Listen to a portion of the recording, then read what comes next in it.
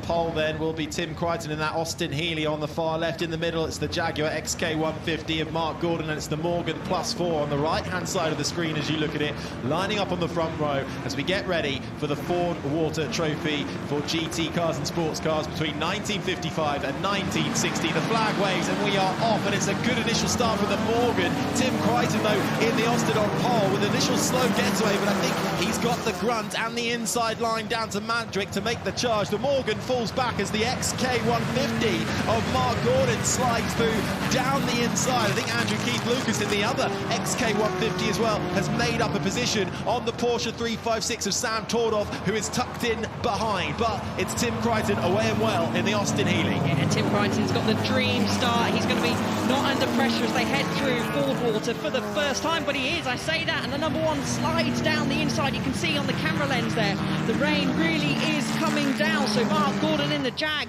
a little bit more grunt, but coming straight back in the Austin Healey is Tim Crichton. They enter St Mary's for the first time. You can see the front end just pushing on, a little twitch for some of the cars as well. But here comes the number 4 having a look down the inside on the Morgan, not quite enough room. So Tim takes the check of the mirror. He's got a little bit of a gap heading up the hill to Lavin. Charles Morgan getting back up into third and trying to solidify that, because Sam Tordoff in the Porsche 356 behind was just having a little look. But what a start and what a battle then between our top two. Make that top 3 as the Morgan runs wide, gets onto the grass. It's wet out there, it's been wet all day. Can he keep it controlled? Just about, but that's going to allow the Porsche 356 of Sam Tordoff to try and get alongside. And in behind we've got Andrew Keith Lucas in the XK150 just having a little sniff at what he can pick up as well. But I think the Morgan has got away with that one. I think that's Miles Poulton in the Porsche. He started 12th on the grid. I think I might have seen Harry. Sam Tordoff got a great start and then wasn't able to continue. So I think we'll have a little look to see where he is. He's not coming. He's just coming through the middle sector now, but it's getting so close between the Austin Healey and the Jag heading into the chicane. You're brave. You're going to slide one down the inside. So close tight. Heading through there. You can see Tim fighting the wheel and Mark as well in the drag. Now we have the drag race to the line. Tim desperately getting his foot down. Such slippy conditions here. He tucks it onto the inside. Is the Jag going to be brave enough to go round the outside? The XK150 has a look, and not quite.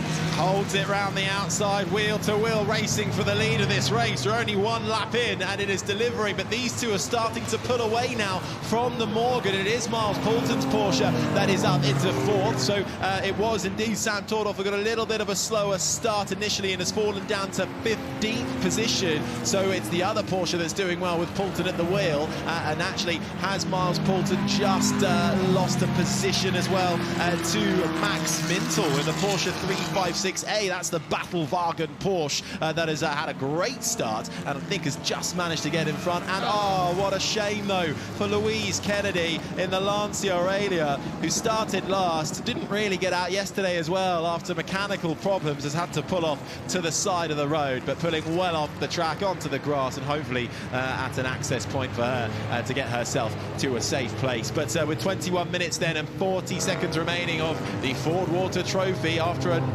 quite a lot of initial pressure from pole to hold on to that lead, and still absolutely wringing in the neck of that Austin Healey is Tim Crichton, who now has a couple of tenth advantage over Mark Gordon in the XK150, but he's keeping him honest. They both, though, Alice, managed to gap the Morgan of Charles Morgan in the +4. Yeah, they've got a bit of breathing space. He's coming back, sorry, Alice. Jag with a bit more grunt down the straight. Tim knows he's there. Tim's experienced, a very experienced GT racer, historic racer as well, so he'll be wise. He'll know where his strengths will be over the Jaguar, but so will then Mark, comparing that to the Healey. You can see the lit yellow flag out and safety car. I'm expecting that is for Louise Kennedy to just try and retrieve that car, especially in these slippery conditions, to make sure it's in a safe place. But racing so far with just over 20 minutes left on the clock has been paused for now. Yep, safety car out then as they all ease off. No overtaking allowed. So Tim Crichton there coming through your screen now in the Austin Healey leads, followed by the Jaguar XK150 of Mark Gordon. Then comes Charles Morgan in the +4. So it's as they started, really, but that is far from the story that is being told. One car, by the looks of it, out of this race in the form of Louise Kennedy's Lancia Aurelia, and well, we believe that would be the reason for the safety car. It was pulled off nicely to the side of the road, but perhaps just a way of getting that further out of the way. Looks like Sam Tordoff, unless this is the glitch of the timing screen, is dropping down. And we could see a replay of the start, because I believe that Sam did get a very good start, was tucked up right behind Tim Crichton, and then for some reason maybe there was an issue with the car somewhere along the way, and he wasn't able to continue his good start. Like I said, this could be just a glitch in the timing screen, but certainly we'll keep you updated on that one. But it's the Austin Healey which leads for now. This car, the beautiful Austin Healey, raced at Goodwood 9 times in 1959, and Tim showed us some very impressive photos, didn't he, over the weekend. 2.6 litre cream open top roof as they're filtering through now. No one trying to really keep up tyre temperature too much. We're still waiting to see if Sam Tordoff comes through, Harry. Well, just looking at our track map, it looks like he has stopped out on circuit, and they may well be starting to approach where that Porsche is now, although having said that, it's now disappeared off of our track map. But certainly Sam Tordoff looks like he's come a cropper somewhere in that Porsche 356, handily with the number 356 on the side. That's Louise Kennedy. We saw her with the Lancia Aurelia. It looks like she's just had to pull off. It doesn't look like there's been any damage. We can't see the other side of it though, but getting the flatbed truck out and calling the safety car for that is a good reason why. As we will take a look, and Tordoff has now actually popped back up into 10th, so that is probably a dodgy transponder. So he is back up into 10th then, but he did have an initial good getaway, but then I think he bulked down, starting from 4th. And I tell you what, the other Porsches managed to have a sublime start. First of all, Max Minzel's Porsche 356A up all the way from 15th and into 4th, and then also the Porsche 356 with Robert Barry at the wheel too, up from 10th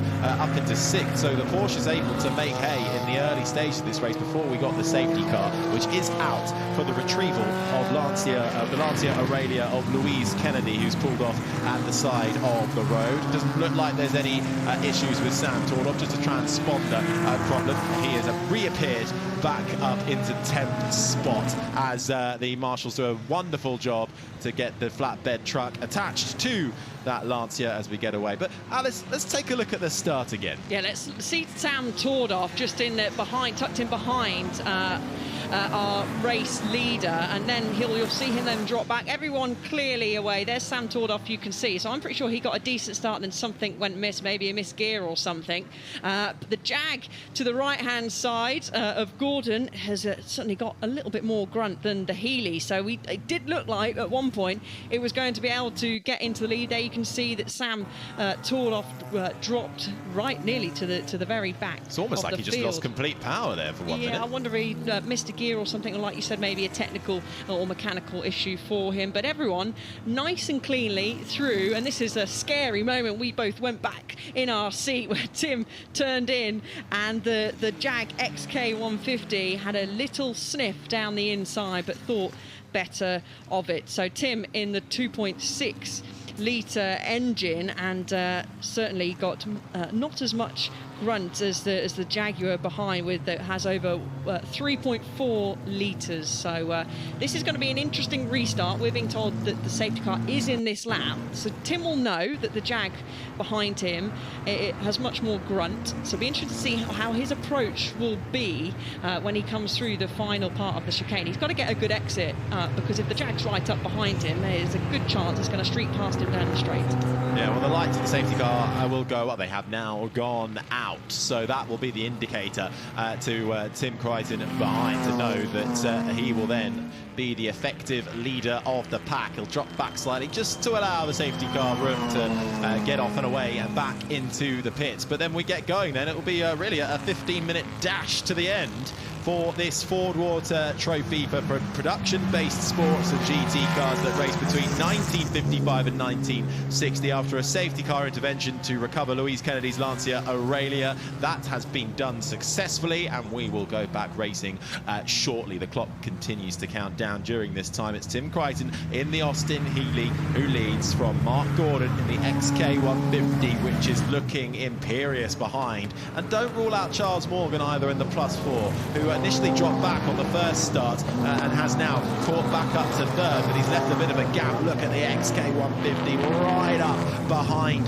Tim Crichton's Austin Healey, slow as you like through the chicane. When will Tim Crichton decide to put his foot to the floor and go? He does so now, out of the chicane, up through the gears, down on the throttle, and away we go. And we get the Fordwater Trophy back underway as they race on down to Magic. It's the Austin Healey from the XK150, which is going to try and go around the outside with a bit more grunt. No, has to tuck it behind on that occasion. Clever tactics from Tim there. He knew that he needed to leave it as late as he possibly could, and you saw that was late, but the Jag was still right on his tail going into the first corner. Everyone through nice and safely. So a good start for Tim, but he's going to be under pressure from the Jag, closely following him behind. The Morgan's dropped back ever so slightly, so Charles Morgan will be desperately trying to make sure he's actually going to come under pressure from the Porsche 356 of Miles Poulton as they head through St Mary's for the first time in the restart. Jag maybe having a sniff in the second part of St Mary's. Your brakes go down the inside there, no room, thinks better of it as they head now slightly uphill, then a flat approach into Lavant. Max Minzel further back in the Porsche 356, currently registering as in 4th place, has kicked off Miles Poulton and Barry behind, and is actually challenging the Morgan for 3rd at the moment. So Max Minzel having a wonderful race in that other Porsche 356A, but it is still the Austin that leads from the XK150, but just looks so much quicker in a straight line. There is this battle though between Morgan and Minzel. It is Morgan versus Porsche, and the Porsche is going to try and find a way down the inside as we go back to the lead of this race, and taking the lead away is the XK150. Sweeps round the outside and takes the lead in the Fordwater Trophy away from Tim Crichton's Austin Healey. Will Crichton try and come back into the chicane? Has a little look, but can't carry the speed out of the chicane then. First lap back under green flag racing after the safety car intervention, and we are seeing an absolutely wonderful fight for the Fordwater Trophy, which right now it's advantage swinging to Mark Gordon in the XK150, but Tim Crichton is not letting him escape up the road just yet. You can see the handling of the Healey. Lighter is able to go through the corners slightly better, a bit better on the brakes. He's going to have a little look. He's going to be brave to go down the inside of Fordwater, thinks better of it, but just the Jag has the legs. This is the XK150, which was the successor to the XK140. We do have an XK140 out on track as well, but you can just see he isn't quite able to get him into the corners from the straight. So a different tactic will need to be used by Tim Crichton. We're going to see the replay for the pass, and actually very brave stuff from Mark on the brakes. Was tried to brave it around the outside, a bit of a wiggle under the brakes from Tim in the Healey. Got it stopped, but very close, very good racing, and it's close for 3rd place as well, but it's even closer looking at our screens for 1st place again. You can't look away from this battle. The minute you do, they get closer again, and Crichton looks like he's desperately trying to find his way through. That Austin perhaps a little bit more nimble, but the XK150 with that bigger grunt just able to power away down the straights, but Crichton tucks in behind. You will get a little bit of help from a slipstream. The Morgan though for 3rd, Charles Morgan at the wheel, the +4 is still clinging on in a brilliant battle for 3rd with Max Minzel in the Porsche 356A. Had a little look, showed his nose, but isn't close enough. Is really, though, tucked in behind that Morgan. And then comes another Porsche 356 of Robert Barry behind in 6th, who's made good progress from where he started. Miles Poulton has just fallen a little further back in another 356 down in 6th. Then comes the MG, the first MGA twin. Kamaz back up front, though. Battle for the lead. Change for the lead, is it? Tim Crichton back through on the XK 150, almost out of nowhere. He is not giving this one without a fight. The Austin Healey gets back in front of the XK 150 and starts to pull away. Did he catch Mark Gordon just a little bit by surprise? And the XK just falling back slightly, but that will spur him on even more now. Yeah, he had a very good last sector, did Tim Crichton, compared to Gordon in the Jag, but you can see they have the nose dives, they have a tap of the brake to get the front end in the second part of St Mary's. They're pretty much matched in this first sector, so it's hugely close. The speed trap up with the Jaguar, you can see into Lavant corner, Jaguar right onto the back. It's even closer by the looks of it at the moment between the 86, the 66 and the 6 fighting for the final podium spot. The Jag now will really stretch its legs. He'll put Crichton under pressure as he comes into Woodcote, a very tricky braking zone. He's going to have a look down the inside. Harry's going to be who's the bravest on the brakes, who's able to get the car stopped. It looks like it's Gordon. He gets it stopped, gets it in. Can he keep it on at the exit? He does, but Crichton, is he going to brave it to have a look? No. Defensive stuff from Gordon as they go into the chicane, gets slightly deep. Does Gordon, a good exit from Crichton as they charge down the main straight. We are being treated to an absolutely fabulous battle. That is not relenting. At the moment, though, back in front again is Mark Gordon in the XK 150, but these two are leaving everybody for dust behind as they hurtle their way through Madrick Corner. Turn 1 around this fantastic Goodwood motor circuit here for the 26th year of the Goodwood Revival, the Fordwater Trophy for production-based sports and GT cars from the 1950s through to the 1960s, seeing two completely different brands and manufacturers fight it out for the win of this. The Austin versus the Jaguar. Right now it's the XK who just seems to have that little bit more of an advantage, but Mark Gordon cannot sit and relax out front. They've left the Morgan +4 for dust, really, still in an immense battle with the Porsche 356A of Max Mintel. Great battle going on for the final step of the podium. Also, Sam Tordov has recovered positions in his Porsche 356, back up to 6th as Tim Crichton tries it round the outside. There's just about room for both cars there. Mark Gordon giving him the space, but nothing more than he has to. Less than a 10, less than 2 tenths between the lead of this race, but there is action all the way through the pack that we haven't actually been able to focus on because the lead has just been so gripping further back. I think that was one of the Burnside cars. There's the number 23 coming through your screen now.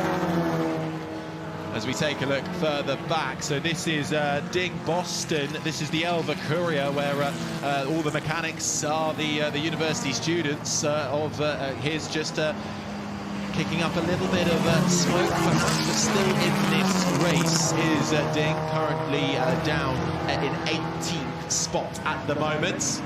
Here we go again, down the main straight, just less than 11 minutes remaining of the Fordwater Trophy, but the XK 150 handles this so far. The Crichton once again tucked in behind. Yeah, 2.5 tenths separated them across the lap this time round, and you can see Tim is tucked up right underneath. They're trading personal bests, so the 66 there has just got through past the number 6 and the Morgan. So the Morgan has actually dropped back now down into 5th place under pressure from the flying Sam Tordov in the Porsche 356. Had that troubled start, but he's able to come through. The battle's still going.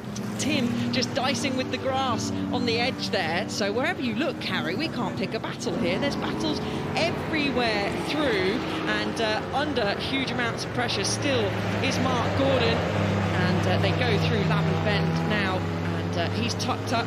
Right behind is Tim. There's a different approach of the lines, a bit of tickle of the curve there from Crichton. He got a bit of oversteer because of it, but he's still tucked up. He's still got a pretty decent exit as they charge down into Woodcote.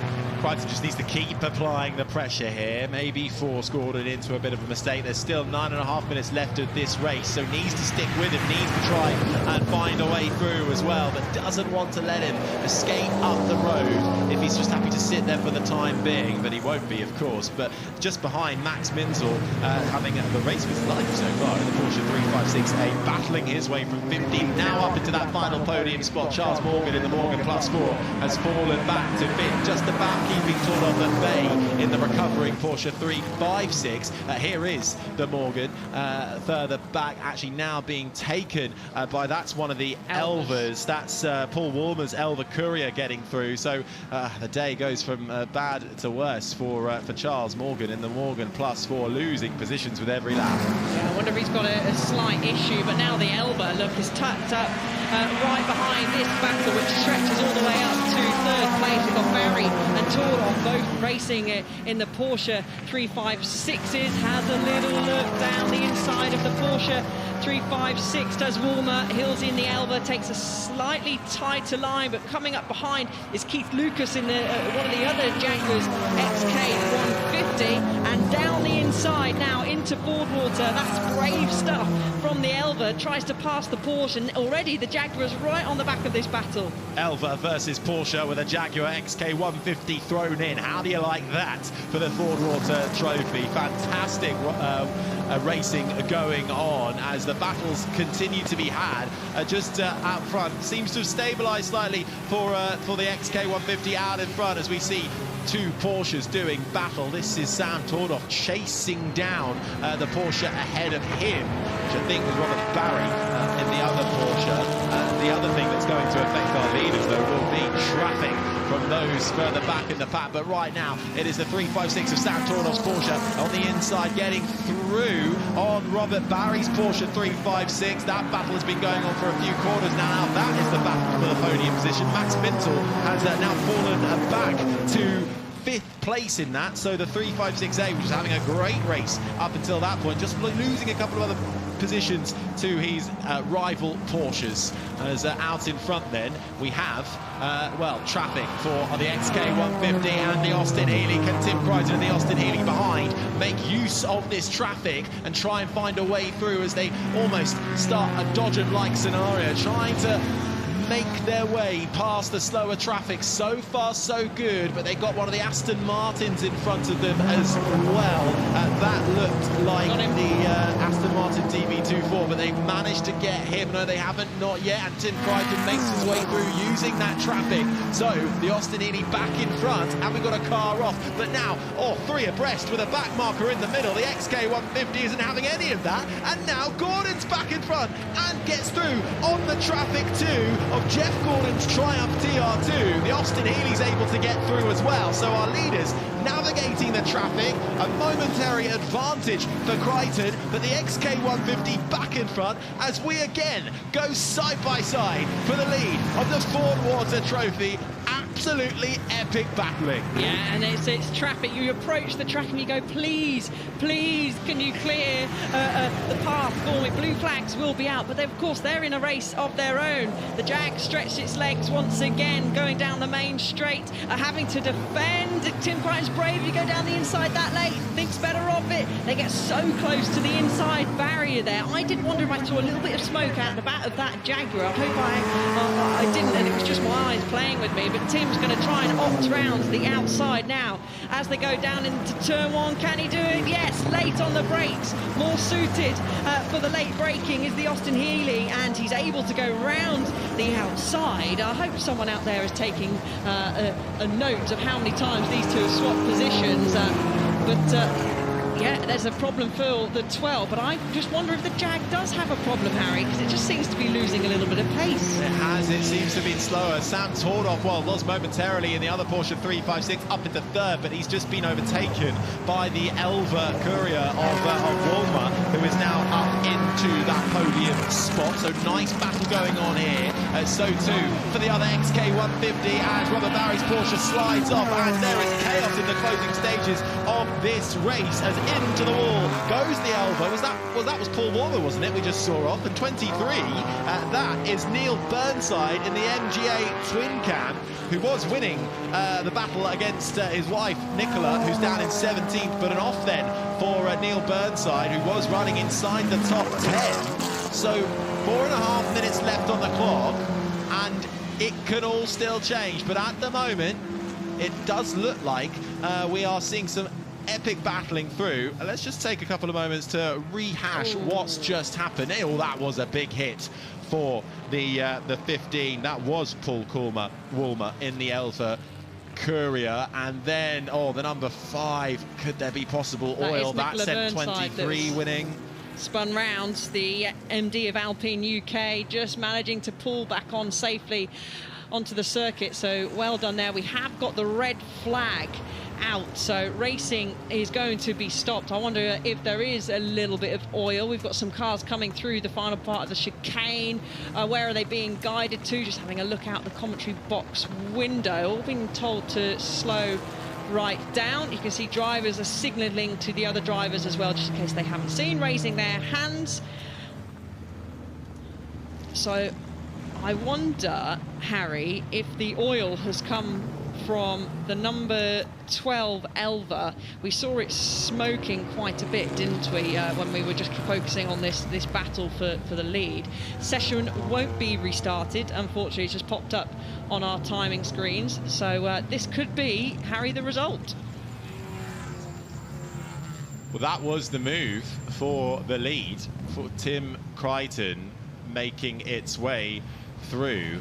But you know what, with the red flag and the session not restarting, what tends to happen is they go back to the last timing point. So I wonder, with all the spinning possibly from the oil from a damaged Elva, has that meant that actually it's gone back to the XK150? If we go back on the timing screens on our data, it says Mark Gordon has the lead by 1.5 tenths from Tim Crichton in the Austin Healey second, and then Paul Woolmer in the Elva Courier third, ahead of Sam Tordoff and Robert Barry, the 2 Porsche 356. So we're not entirely sure where they are backdating it from when the red flag was called to when the timing line was to when the overtake was made. But one thing's for sure, it was a tight battle.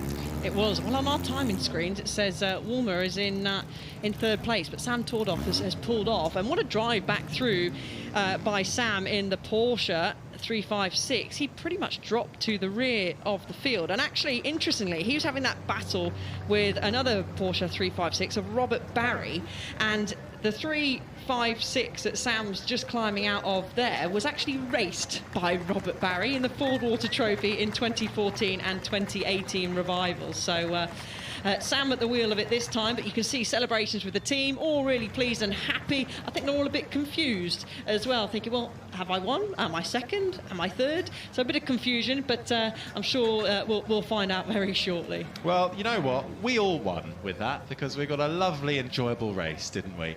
Between that XK150 and the Austin Healey. And either way, if he ends up on the podium, Sam Tordoff in the Porsche 356 with a great comeback after plummeting all the way to the back. But let's get some questions answered and head down to Ed Foster.